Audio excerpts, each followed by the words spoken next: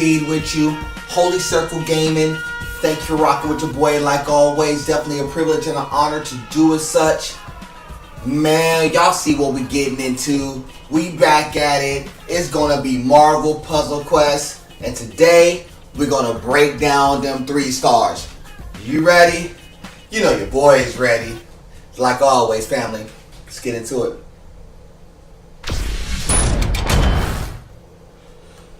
You know, we're going to start off this list right here at number 47. This is Sentry. You know, it's crazy because at a point in time in Marvel Puzzle Quest, Sentry was considered to be one of the more top flight 3 stars that you can get your hands on. The reason why he's sitting at 47, he's just not that anymore. I think it was about a year and a half ago, maybe a click longer than that, when they kind of downgraded his powers, where his powers aren't really effective at all. I mean, being based off of timers is one thing for your powers, but doing damage to yourself is another thing that really hinders Sentry. And you really just don't see a lot of Sentry anymore. Unless you really have to see Sentry on a team for a particular reason, you really don't, because he's really hard to utilize. He's really hard to pair when it comes to pairing him with other characters. And that's why you don't see him getting a lot of run. And that's why you see him at the bottom of the list, sitting at number 47. Let's get to number 46. Man, we got Ragnarok sitting at number 46. And you know the reason we got Ragnarok sitting at number 46? It's not for anything else. Is that he's getting a little bit more usefulness.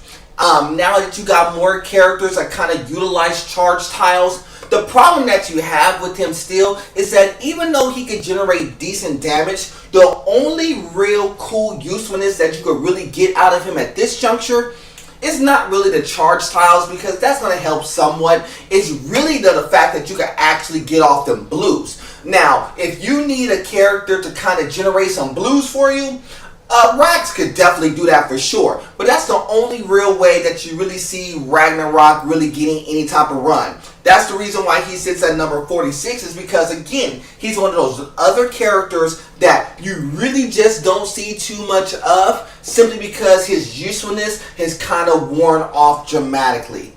Y'all agree with that? Let's go ahead and get into number 45. Yo, we got Psylocke sitting at 45. Now, I know y'all trying to think why Psylocke sitting at number 45. It's really kind of simple for me. I just don't really like her abilities. I think you could get better usefulness out of the color scheme that she has. Her color scheme so happens to be pretty decent. But you could get much better usefulness off of your reds for sure, especially your blues, especially in 3-star land, because when you're talking about 3-star land, this is really the crux of the game for where most players really kind of get the bulk of their play from, unless you really try to push forward. And when you talk about, you know, Katana and Bewilder and the abilities that she has, they're just mediocre. I mean, really, to really keep it a buck with you, there's nothing really special about Psylocke. I just don't think that she really do anything that's going to really be immediately damaging to you. Does she help when you have her paired with other characters? Maybe. She's just really not all that great overall. Let's go ahead and get a number 44. Man, I got Colossus sitting at number 44. Now, I'm going to tell you right now, Colossus is not as bad as advertised, but he's really not all that great either. Yes, he's pretty tanky in that regard, and he could definitely withhold a lot of damage. That's the one thing. If you have him in the front, and if you need somebody to just take a bunch of hits, and if you could have 2 really good support characters behind him, or really kind of beastie, somebody who could give you a lot of volume behind him, he's actually pretty decent in that regard. And it's not to say that his abilities can't generate any type of decent damage. They do. It's just he's not really all that great either. It's just his usefulness is to really stick in the front. But outside of that, you gotta really have him running with very good support characters with him in order for him to cook. On his own, he's just an average player at best. That's why he's at 44. Let's get into 43. Now, sitting at number 43, I have SheHulk.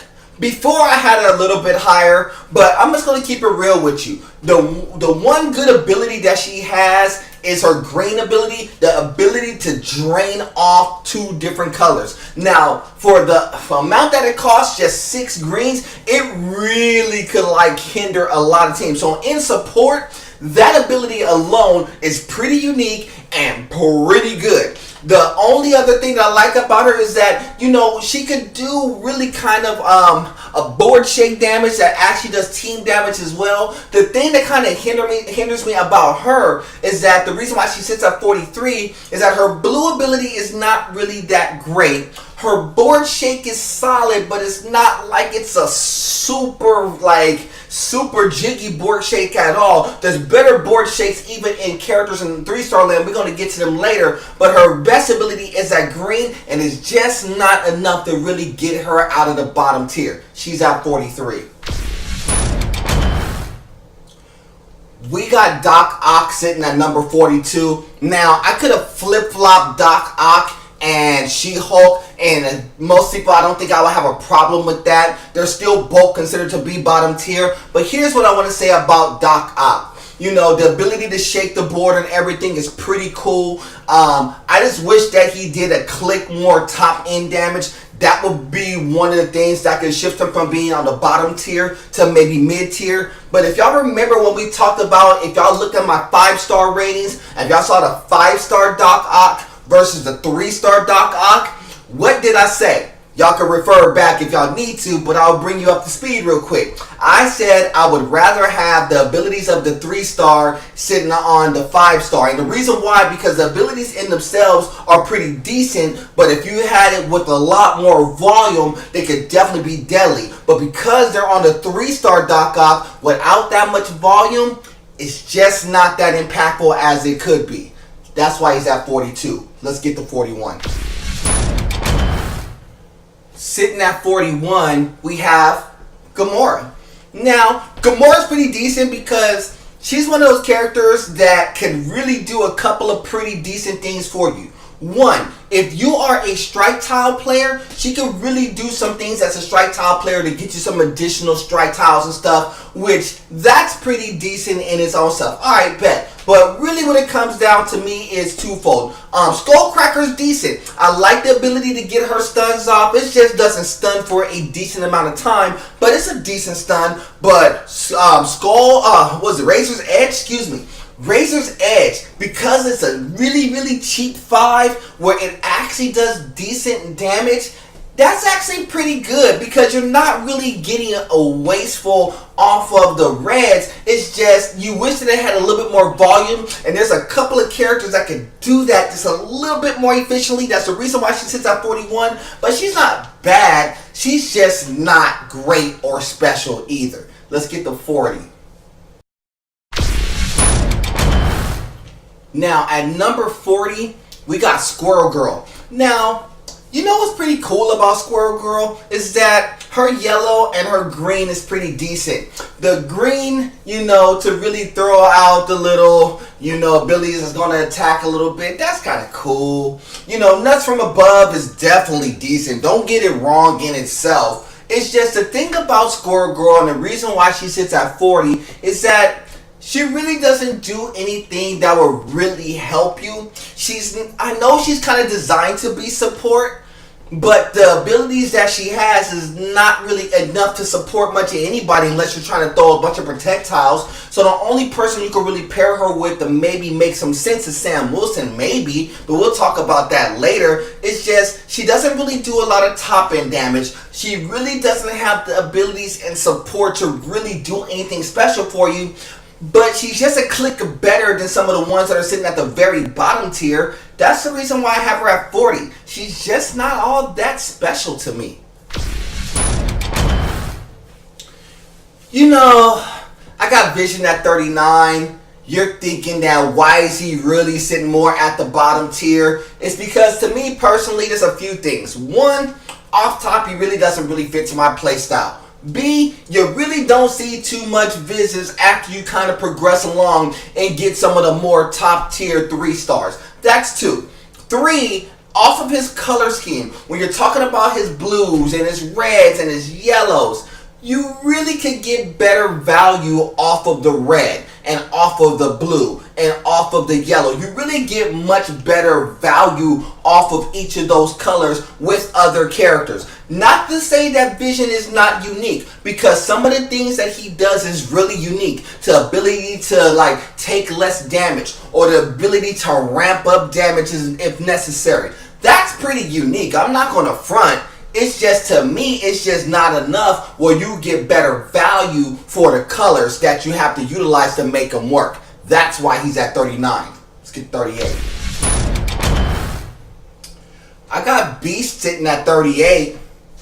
Beast is decent. You know, Mythogenic Breakthrough is kind of cool, because the one thing it is very random. You don't know which 2 abilities you're going to get. You don't know if you're going to get an attack tile, a strike tile. You don't know what you're getting with that. But it's kind of cool because at the very least, it's not going to cost you a grip of blues to get that off. You know, Animal Inside is one of those unique, one of those pretty cool abilities where it actually kind of pops the team. And if you have a blue ability of your own sitting on the board, what it does, it causes a board shake. And you know your boy like board shakes, right? So he is pretty decent in both fronts. So I kind of like both of those abilities coming off of Beast. Medical Marvel, the ability to heal, that's important too. I really like those 3. That's the reason why he's at 38. The only thing is that really hinders him from being higher is that he just doesn't generate a lot of volume.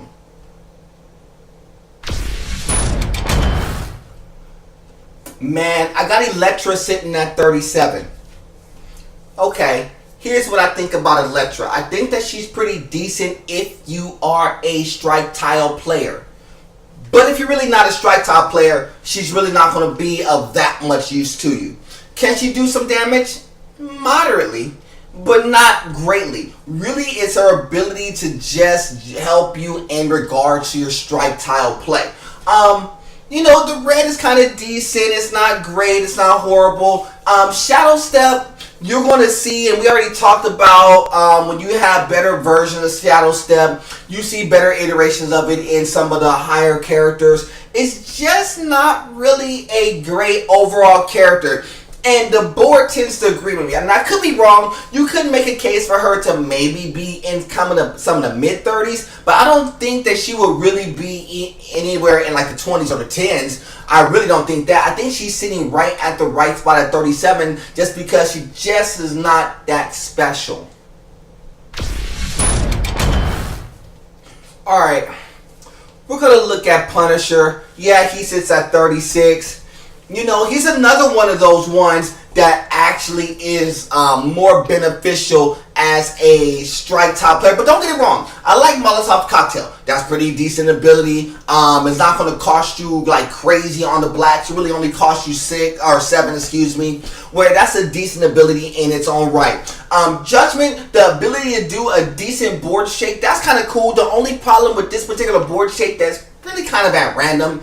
You really don't know where it's going to land, so you really can't control it. And because of the randomness, it takes away some of the effectiveness of that particular board shake. But it's definitely not bad when it comes to Judgment. So when you're looking at those 2 abilities alone, they're pretty decent. And then when you talk about Retribution, that one's cool too. The one thing about Punisher is, at one point in time, he was a top flight 3-star character. You can make a case for him to be higher too, depending on your play style. But for me, he's really at the right spot at 36. I know. When they first came out with Gambit, there was no question at all that he, in both versions, the 3-star and the 5-star, he was by far the best character possibly in the game. It was OP, it was really efficient, and every single person was sitting on the Gambit and was running Ruckshot.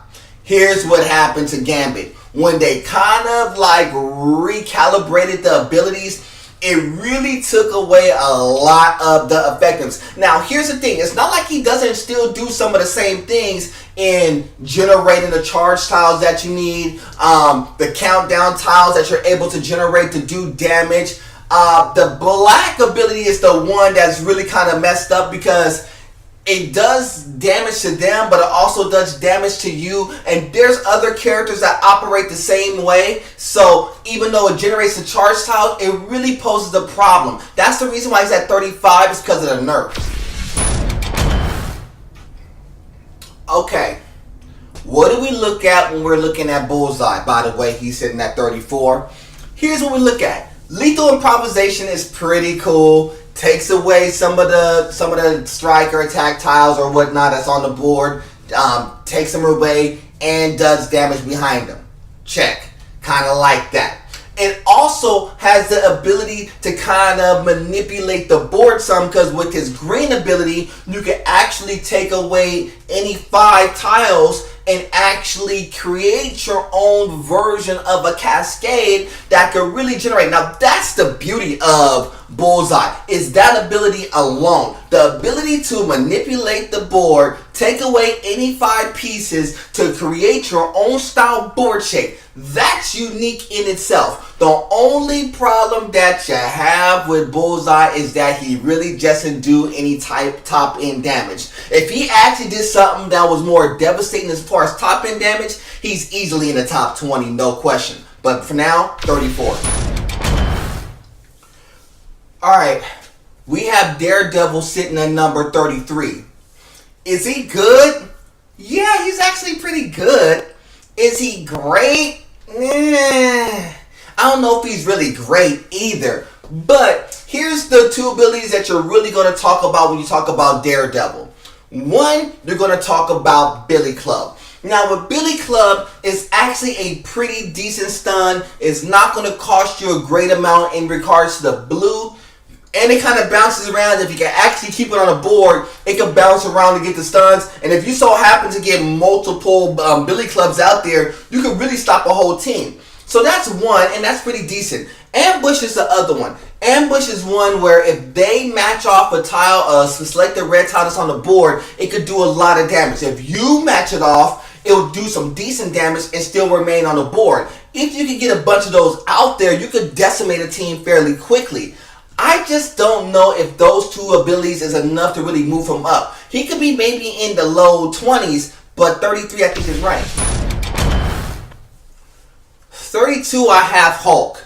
You know, very tanky, pretty beastie character. You know, the 2 things is not really what you think, the reason why I have him at 32. Now, I could have put Daredevil and Hulk and maybe flip-flop those 2. And could have been very decent in that regard. No problem at all. But here's what it comes down to. It really comes down to if you have him taking hits for you, the ability to generate off of anger where he throws those green tiles on the board, that is a game changer. The only thing about it is that when you pair him up with other characters that can utilize those greens better, they tend to get to the front, and Hulk is not necessarily at the front to absorb the hits. Outside of that, I think Thunderous Clap is decent because it's not going to cost you greatly in amounts of green. It's just really what it comes down to a Hulk is that his uniqueness comes with anger because the green tiles are generated on the board, but you don't really want to use it for Thunderous Clap. You want to use it for another character that utilizes the greens better. Now, I'm going to digress when it comes to Angel. I do have Angel on my squad. I do have him sitting at 31, smack dab in the middle. I don't know if he should be lower. I don't know if he should be higher. Have I been running with Angel to kind of get a feel for him? Yes, but I really just don't know how I really feel about him, to be honest with you. I think his abilities are decent. Granted, I think they may be a little bit too high in cost for my particular taste. But I don't think his abilities are really horrible. I just don't know if you don't get better value off of the color scheme that he utilizes. Yes, can you run him behind the support to do some damage if he's sitting behind somebody? Yeah, absolutely. I think you could. And abilities like aerial superiority is pretty decent too. It's just what you really get with him is that you just really don't get the volume that I think that you should for the amount of gems that you have to utilize for him. That's why he's at 31. At number 30, I have Sam Wilson. Now, I know in the last iteration of the top 3 stars, I had him lower. I have to move him up higher. Here's the reason why. Because I like his purple ability, the ability to actually do team damage and get some projectiles on the board. I'm not going to be mad at that. Granted, I wish you could get a little bit more volume off of him, but Sam Wilson is designed to be a support character, so I can only understand, respect, and salute that, of course. Now, his other ability is his yellow ability, utilized as a passive, and what that does is ramps up, strike tiles, attack tiles, protect tiles. The ability to ramp those up off of a match of some yellows is very crucial because you don't really have to do nothing, and as those attack and strike and protect tiles ramp up, it can either save you or decimate a team, and for that alone, being one of the better support characters, I definitely got Sam Wilson sitting at number 30. Don't you agree? Now, I got Captain Marvel sitting at number 29. I think she's decent. I don't think that she's really great.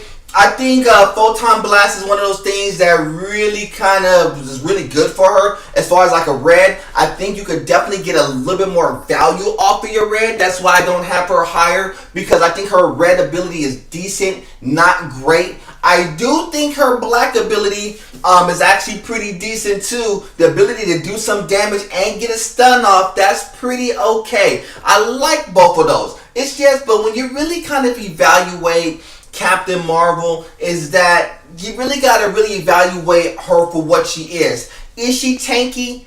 She's supposed to be, but she's not. Can she absorb some damage? A little bit, but not great. Energy manipulation is pretty decent too. It's not like it's a bad ability as well. It's just for the color schemes that you got to utilize for her, I just think that you get much better when you get towards the higher tier of characters in the 3-star land. That's why she's at 29. Now, shout out to my man Boom Boom Shot Put. He's one of those ones who really like Quicksilver an awful lot. I think he's decent. I think he's at the right spot sitting at 28. He maybe could be a little bit higher depending. He has pretty good ability when it comes to the board shakes. But what really makes him special is that he can actually help manipulate the board. He doesn't do a board shake as regards to like taking away tiles per se, but he actually locks tiles in place. And because of that ability to lock tiles in place, that can really kind of help or hinder you depending on what your play style is. That's the reason why I don't have him higher, is because when certain people play with Quicksilver, they really don't play with him exactly the right way, and it's hard for them to manipulate when they have the team up tiles being locked into place, and then when they explode and do the damage, then they're back to normal flow. But it's kind of hard to really put him higher, but I can see if you did, because he actually is a fairly unique character. I just don't think that he's all that special. Hey yo, I got Mystique sitting at 27. A mid-tier character. I know what y'all thinking. She could very easily be in the top 10. You can make a case. Especially when she sits there and shapeshifts, she can actually get some decent damage off. The really thing about Mystique that really makes her really good is that she has the ability to flip the board her way to make it to her advantage. To take away, yellows and greens and reds and stuff, to manipulate it to be purples and blacks. That's an actually fairly unique ability, especially if you have other characters that can really utilize purples and blacks. It's really, really, really good. Now, outside of that, I just think her top end damage is okay. I think that she can really get dotted up if she's sitting at the front and taking a lot of damage.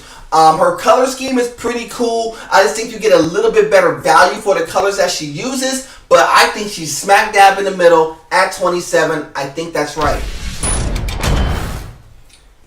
Now, I know what everybody's thinking. Y'all know I am a Storm fan, and y'all thinking, ooh, Storm is going to be in the top 10.